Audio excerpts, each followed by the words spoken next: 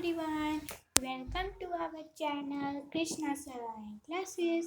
So in this video Krishna Sir will teach you scattering of light. So let's start this video. मैं प्रकाश के प्रकीर्णन के बारे में समझाने जा रहा हूँ, जिसको अंग्रेजी में स्कैटरिंग ऑफ लाइट कहा जाता है। ये क्यों फैलता है और कब फैलता है? माध्यम में कण होते हैं और प्रकाश 7 वर्णों से मिश्रित श्वेत प्रकाश होता है। उनमें भिन्न भिन्न वर्णों का तरंगदैर्घ्य आवृत्ति में भिन्नता होता है।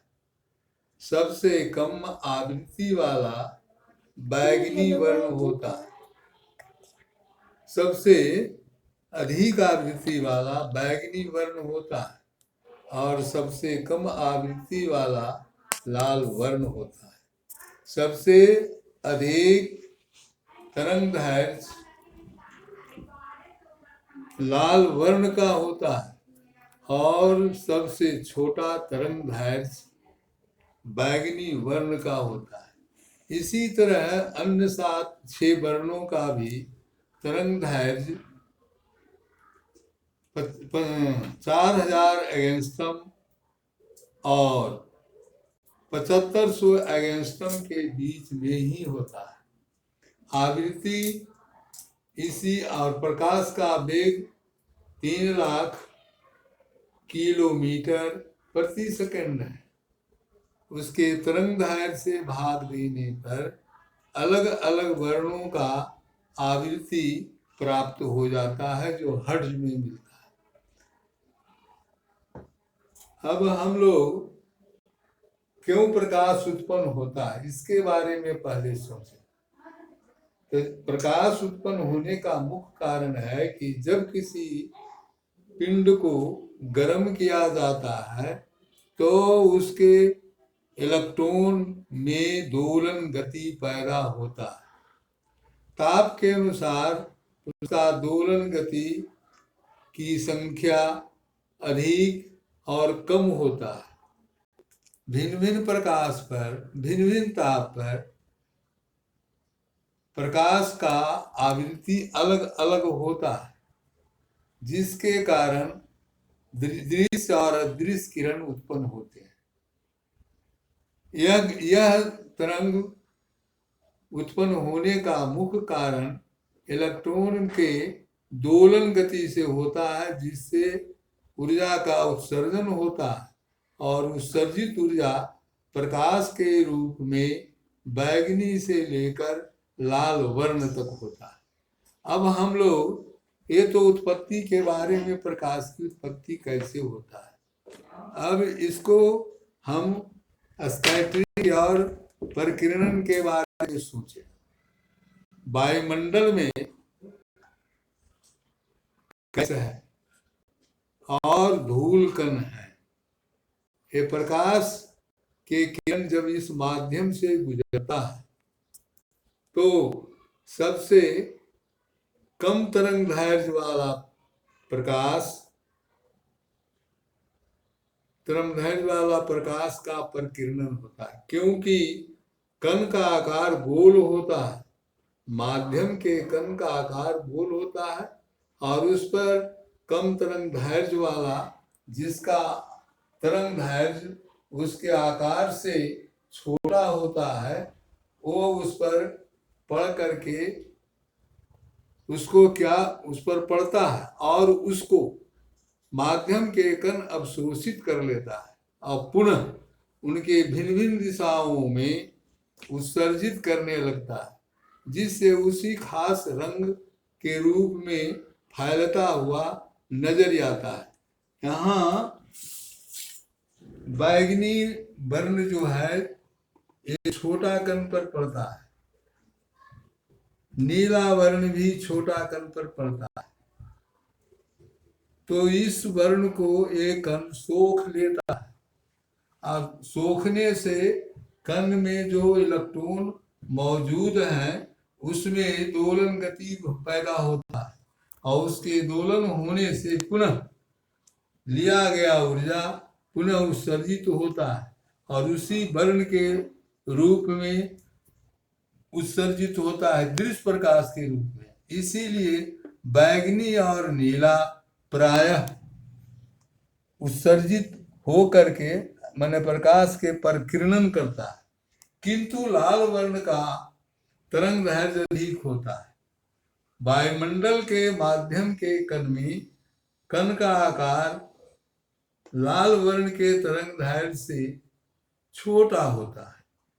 वह उससे वह कण से अवशोषित नहीं होता, अर्थात वह सीधा पार कर जाता है। अतः लाल वर्ण का परिकिरणन नहीं होता है। अच्छा, परिकिरणन के लिए परावर्तन के नियम, अपवर्तन के नियम और वर्ण विक्षेपण का नियम लागू होता ही नहीं है। पारदर्शी माध्यम में माध्यम का कण का आकार प्रकाश के तरंग दैर्घ्य से कम होना चाहिए। इस स्थिति में ही प्रकाश का परिकिरणन होता है। रैले ने सिद्धांत दिया है कि परिकिरणित प्रकाश के प्रकाशीय तीव्रता किरण के तरंग दैर्घ्य के चतुर्थ घात के व्युत्क्रम के अनुपाती होते हैं या व्युत्क्रमानुपाती होता है, अर्थात आई भारिज 1/λ पर पावर 4, जहाँ आई तीव्रता प्रकाश की है और लैम्डा तरंग दैर्घ्य है। आकाश नीला नजर आता है, उसका मुख्य कारण है कि आकाश में जो कण मौजूद हैं वो कण केवल बैगनी और नीला वर्ण का ही अवशोषण करके, क्योंकि उसका तरंग दैर्घ्य कम है और कण का आकार तरंग दैर्घ्य से बड़ा है, इसीलिए अवशोषित कर लेता है और हर दिशा में उन वर्णों को परिकिरणित कर देता है। परिणाम स्वरूप आकाश नीला दिखता है। सूर्योदय के समय क्षितिज लाल दिखता है। इसका मुख्य कारण है कि उस समय सूर्य दूर होता है और उसमें चलने वाली किरणें का जब वायुमंडल में प्रवेश करता है तो उसका मुड़ता है और मुड़ने के बाद लाल वर्ण एक तो परिकिरणित नहीं होता है और उस किरण का, क्योंकि लाल वर्ण का तरंग दैर्घ्य आधा अधिक होता है और वायुमंडल के कण उसको अवशोषित नहीं कर पाते हैं और इसीलिए, लेकिन माध्यम के परिवर्तन होने से वह मुड़ जाता है और मुड़ने से वह दर्शक के आंख तक पहुंच जाता है। इसीलिए सुबह के समय में लाल वर्ण का क्षितिज दिखाई देता है या सूर्यास्त के समय भी लाल वर्ण दिखाई देता है। अच्छा, कुहासा के दिनों में वाहन में ऑरेंज रंग का प्रकाश दिया जाता है। ऑरेंज रंग या नारंगी रंग का तरंग दैर्घ्य अधिक होता है, जिसको कोहरा का कण अवशोषित नहीं कर पाता है और वह क्या होता है कि सीधे आगे की ओर जाता है और रोड पर पड़ता है और रोड से परावर्तित वही किरण होकर के पुनः आंख में आ जाती है, जिससे रोड साफ दिखाई देता है। यही कारण है कि कोहरा के दिनों में वाहन का प्रकाश का रंग जो होता है वो ऑरेंज कलर का होता है या वह नारंगी रंग का होता है।